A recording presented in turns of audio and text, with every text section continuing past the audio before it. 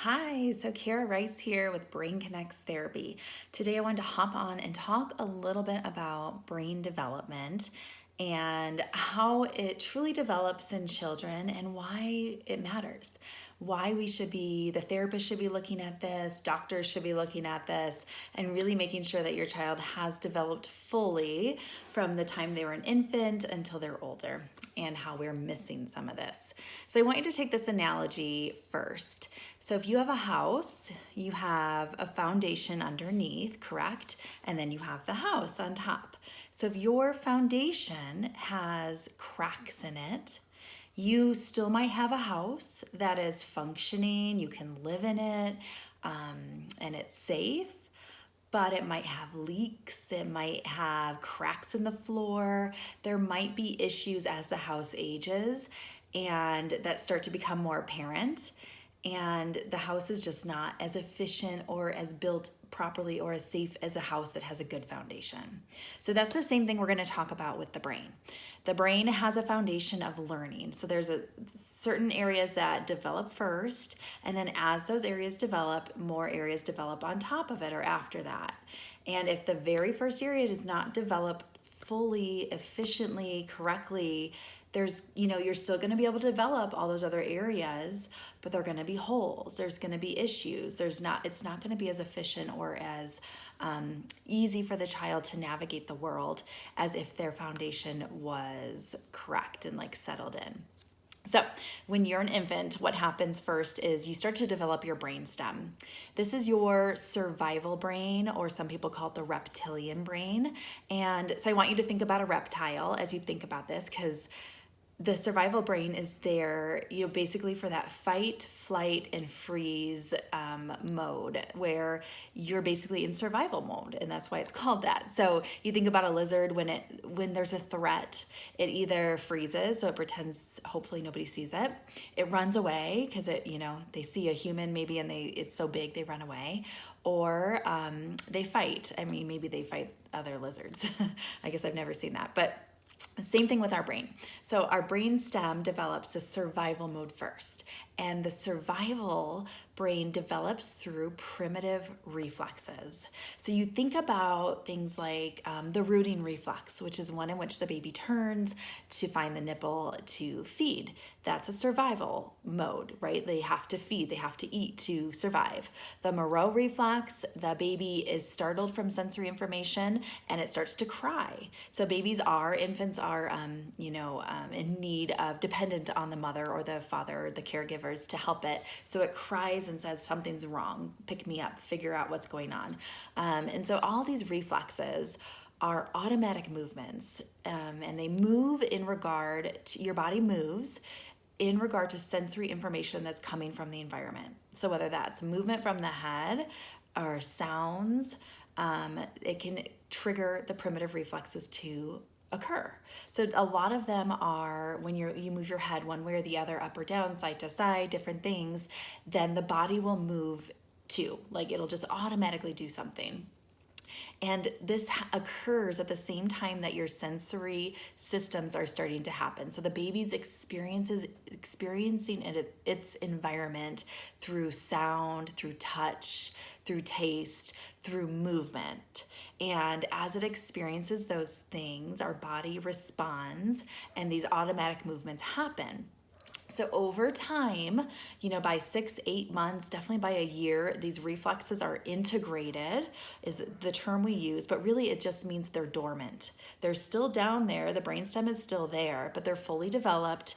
They're not responding to anything. So at this point, those reflexes start to move into the postural reflexes, which stay with us forever, which eventually make us be able to be upright, which is so different than a lot of the other animals in the kingdom, right? So we can be upright, standing on 2 feet, walking around. So these postural reflexes, like the startle reflex, when we get scared, we startle, that's a reflex, and that has developed out of the Moreau reflex. So they just kind of develop into newer, different things.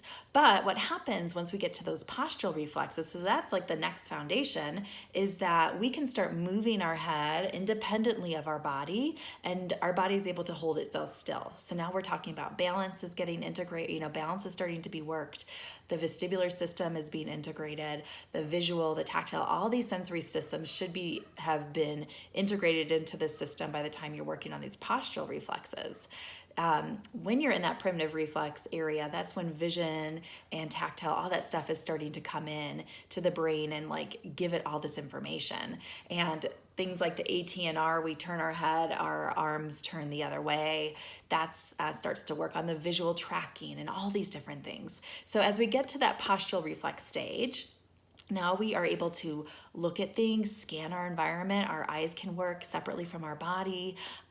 That's when you have this beautiful foundation laid, you have a beautiful house, and then the roof comes on when you can start learning cognitive things like memory and attention and focus, and higher level cognitive stuff like math and reading and all of that comes into play.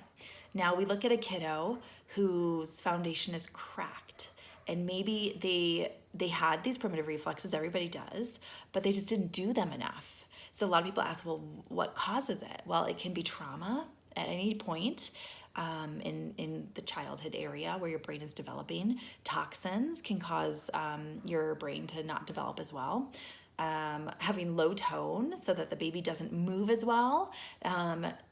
Even container syndrome, I don't know if you've heard of this, but where babies are basically in containers all the time, where you take them, from the car seat to the grocery cart to the restaurant, and they're in this container all day long. And then if they have to go to daycare, they're basically in a container for most of the day, like 8 hours in that day, probably taken out a few times to be on their tummy. And then babies are laying on their back, so they're not fighting against gravity.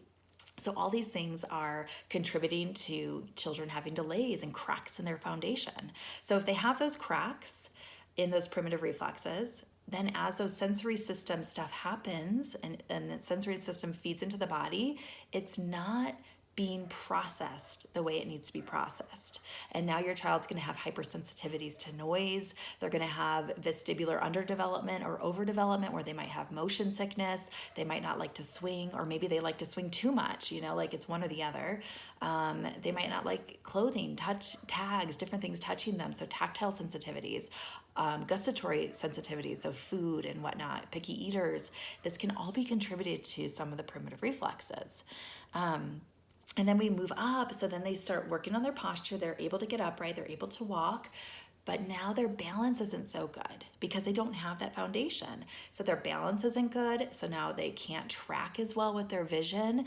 They can't pay attention in class because they're moving their body just to figure out where their body is in space. And then of course they can't learn very well because they're focused on all these other things that their body is doing that should be automated at this point.